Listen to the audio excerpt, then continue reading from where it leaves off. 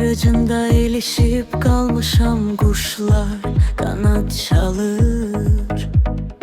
Sema qəzəblənir mi de mənə axşam?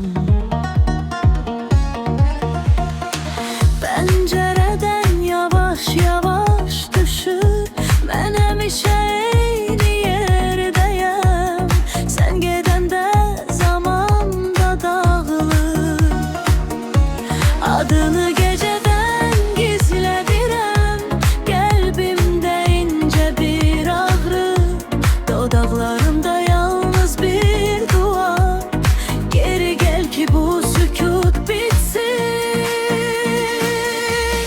Ağlama, həsrətin içimdədir.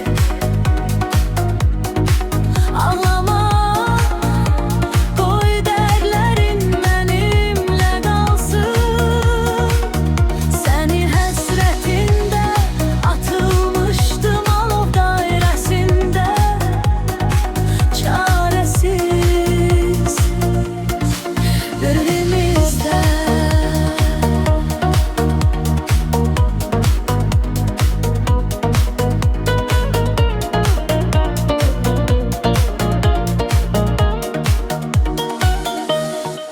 Masada iki stəkan, biri sənin üçün, biri mənim üçün. O masaya toxunmadım, çörəyin dadı havada qaldı. Qapının önündəki ayaq izlərin, sənə doğru bir addım atsam, bir ömür geri dönsəm. Üzümdə solğun bir bulaq, içimdə qırılmış bir səbir. Hər axşam eyni sual, niyə bu qədər uzaqda qalır?